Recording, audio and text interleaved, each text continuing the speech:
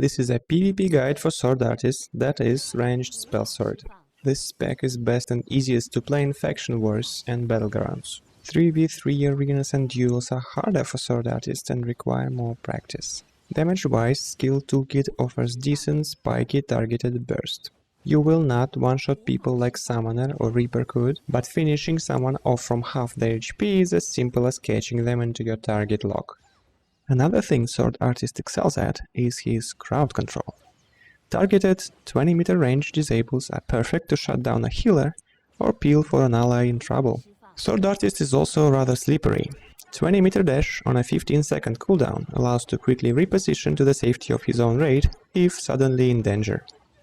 High mobility and versatile crowd control altogether make this class rather fun to play, as well as offering decent potential for outplays. Here's a quick comparison between three ranged classes: Spellsword, Bard and Summoner. Summoner has the best burst of all three and can realistically shut down people from full HP to 0. But he also is the most fragile. No strong defensive mechanics, no significant CC, okay-ish mobility at best. Bard is the easiest to play. His toolkit is undeniably strong but basic and very predictable. And his mobility only a little exceeds that of a stationary turret. Spellsword has the best mobility of all ranged classes, and most versatile crowd control kit. This naturally makes him unpredictable, leading to highest outplay potential of the ranged classes. Comparison to melee classes would be apples to oranges. I should only say that melees definitely have an edge in duels and 3v3s. I mean, arenas are not impossible. You should be fine with any class, ranged or not, if practiced well. Just don't expect to face roll arenas. Okay, skills. Rotations are not important here. Rather, situational usage of disables, saves and escapes require constant awareness.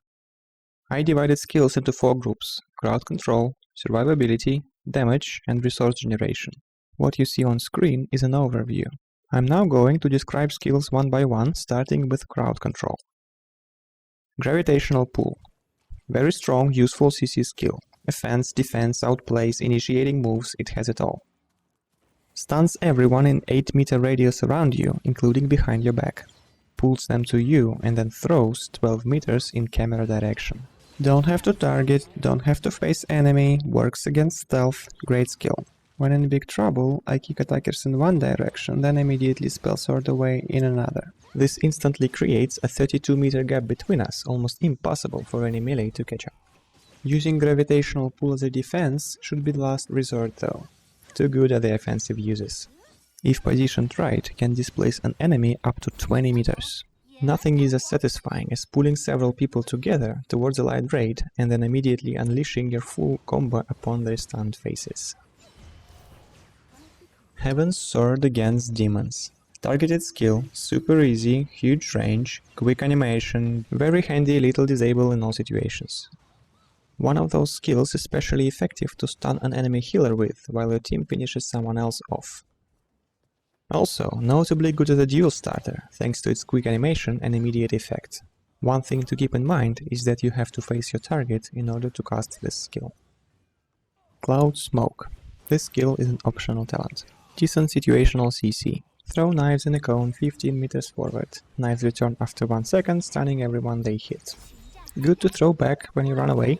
Good versus crowds, if you happen to be close enough, which is a bad idea. Good to peel for an ally against a melee. In duels, this is kind of meh. It can work, but good people are usually good enough to avoid a stun.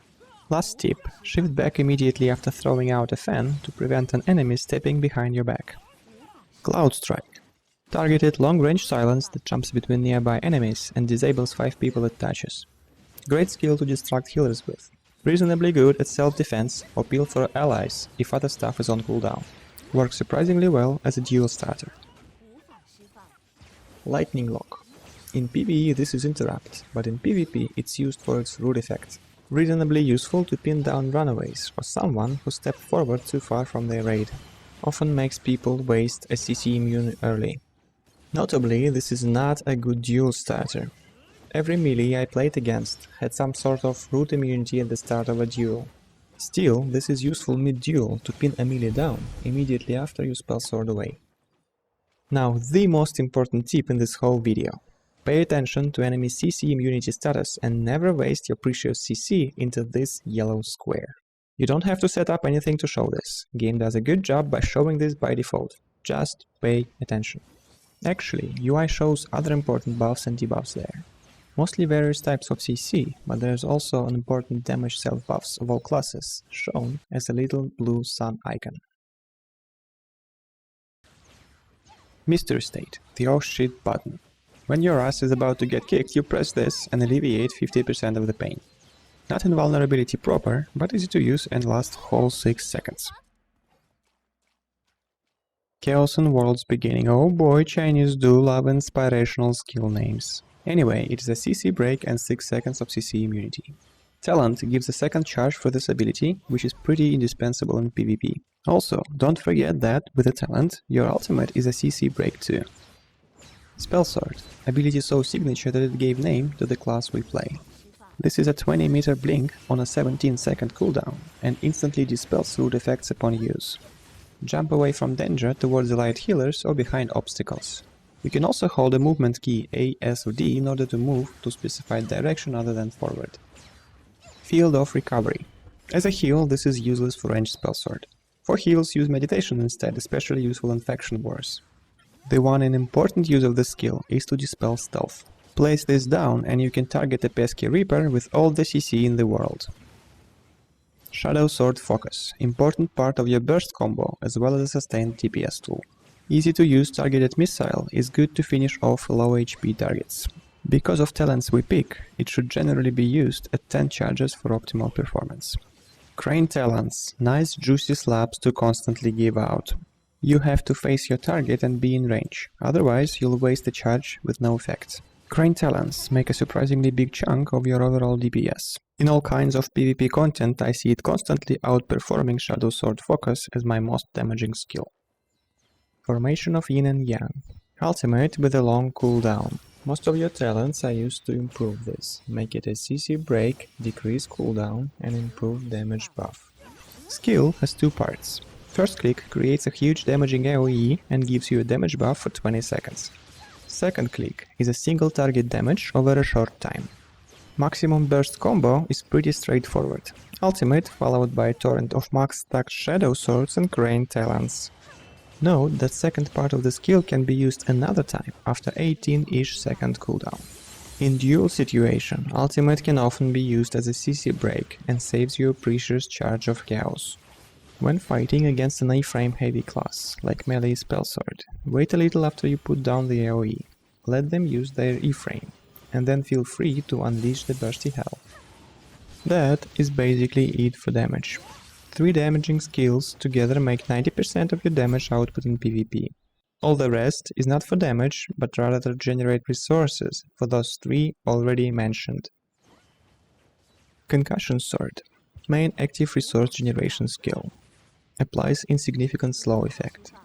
Skill is targeted, but requires you to face target and be in range. Like current talents will otherwise waste chi. Which, by the way, this requires a lot. Good idea to practice rotations against a dummy to make it second nature. Cloud Dragon Strike. Unlike PvE, this does very little damage in PvP and feels very slow and sluggish to use. Its main and only purpose is to restore chi for Concussion Sword above. A nice trick for both PvP and PvE is to set up a macro on gaming keyboard or mouse. Instead of press hold release manually, you can make a one-click macro hold the perfect 5-sword timing for you. Return to the Truth. Passive resource generation. Remember to buff before battle starts as well as after every death. Mysterious Swords. Bad news, this skill does nothing except 5 mana per use. Good news, can be animation cancelled by pretty much any other skill. If you are a PM god, you can perfectly weave this between every 2 skills you use and benefit from additional chi generation. Otherwise, if you're like me, just set up a couple of macros and forget about it. All skills I assign to my gaming mouse are set up to cast Mysterious Swords along with corresponding other skill. We're done with skills. Now builds. Talents are pretty straightforward. Get all the Shadow Sword Focus buffs for burst. First one has explicit PvP option, the rest is the same as for PvE. Last talent is a crowd control skill. Glyphs do not offer much choice too. Additional charge of CC break, make an ultimate a CC break, and improve ultimate damage buff are too good to pass.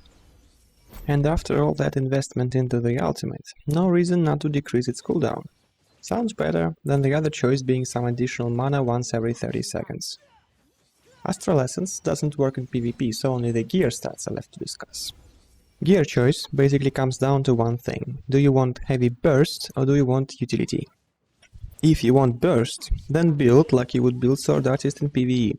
Prioritize mastery, then all the attack damage buffs, then some haste, and whatever else. Building this way will make your combo hurt badly. The other option is to sacrifice some burst potential to obtain utility and survivability. Instead of boosting mastery, you go haste.